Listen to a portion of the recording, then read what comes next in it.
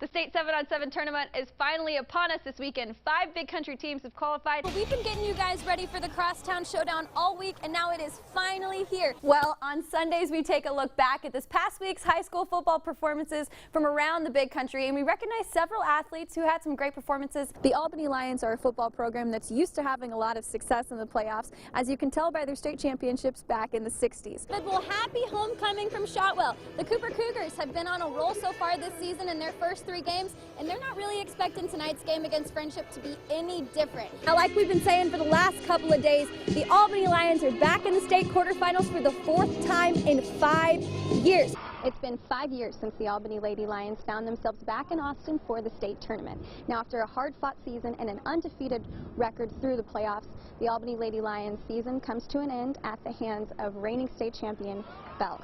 Hardin Simmons gets rolling first. Landry Turner whips it to Devontae Walker, who turns on the wheels. He tight ropes down the line 57 yards to the 14-yard line. That sets the Cowboys up for this. A couple plays later, we're in 4th down. Hardin Simmons goes to kick, but it's fake. Colton Kent keeps it and pushes in for the 8-yard touchdown. Cowboys take a 7-0 lead. Meet Tegan Reeves. Sometimes I get a catch and pitch. He's a Special Olympian. The 32-year-old has been competing for the majority of his life. Track, bowling, golf, powerlifting, boxing. They got it, I will play it. And those aren't even all the sports that Tegan plays. He competes in 11 different sports through the Special Olympics and many others outside of the Olympic playing field. Growing up in a sports-centric family, he learned to love playing at a young age. He's been around baseball and softball his whole life, so we don't know anything but sports. But he doesn't just like to play the sports. I like to win, so I got lots of medals, and I got lots of gold, lots of silver, and lots of bronze medals at home. Even though Tegan was born with an unknown disability, his family never let that slow him down. You know, ever since Tegan was born, you know, he's delayed, you know, and stuff like that, and being around sports all the time, he wasn't able to go to regular high school and junior high and participate in those things, and so we thought Special Olympics would be the best for him. And from the day when Michael Jordan was big, he used to wear Michael Jordan stuff around all the time. He could spin the ball in his finger and just had unbelievable, you know, eye-hand coordination, stuff like that, so we just got him involved in that, and he's loved it ever since. Special Olympics has been a big part of Tegan's life ever since he started competing when he was 10 years old. Tegan has made a lot of friends. We do everything together because we always did together as a team. And Special Olympics has provided him with opportunities to make new relationships on and off the field. It's grown him. He's grown in a lot of different ways. You know, he may not be able to read and write and do all those kind of things, but he's got very good social skills because of the Special Olympics and being around college athletics all his life. I got the chance to spend a couple of hours with Tegan up at ACU. Baseball and softball seasons are in full swing for the Wildcats, so he spends a lot of his time with the teams. Tegan, what's your favorite sport? I say baseball. You get to come out here and do it all the time? Yes, ma'am. I want to play pro.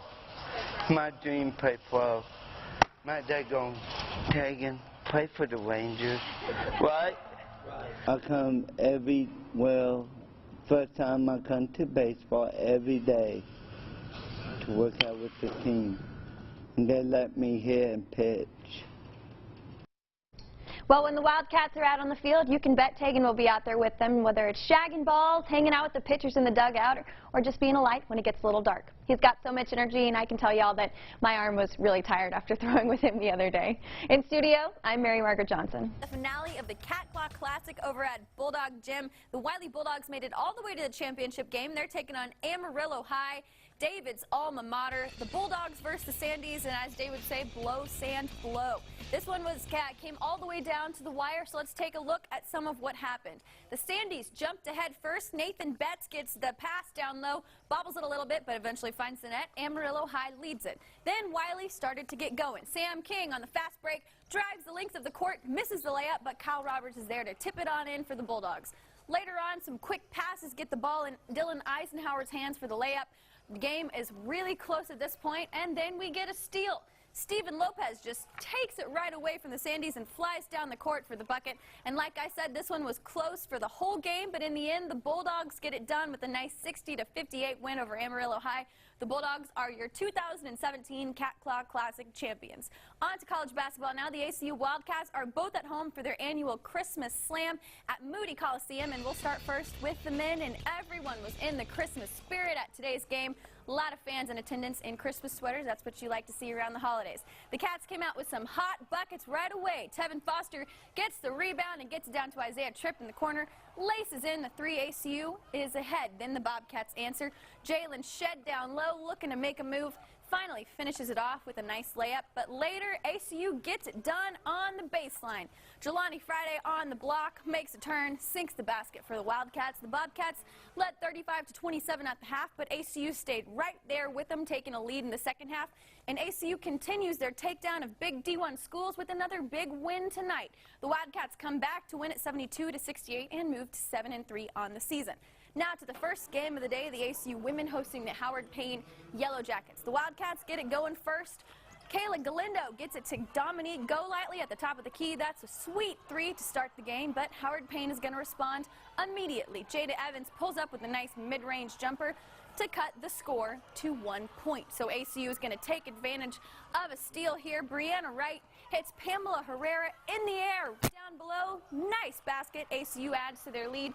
ACU cruises on past Howard Payne, 88-46 in this one. The Wildcats are back at home next Saturday to take on Midwestern State. Now let's move right along to Division III basketball now. The McMurray Warhawks are at home today, and both have pretty good starts to the season, especially the women who came into today's game 3-0 in conference play. Today they had a matchup with UT Tyler at Kimbrell Arena. Now this one was very back and forth all game. The Warhawks tossing it around, finally get it to Sham Hunter on the wing. That three brings McMurray up by 1, but the Patriots are going to fire right on back. Brittany Johnson gets the rock, drains a three of her own. UT Tyler retakes the lead. So you want another three? We've got plenty of them. McMurray passing around to Monica Jones, who shoots. She scores. That's nothing but net. Warhawks trail by 1, and they just keep on rolling. McMurray wins their 4th straight ASC victory with an 83-73 takedown of UT Tyler. Texas Lutheran is up next for the Warhawks next Friday.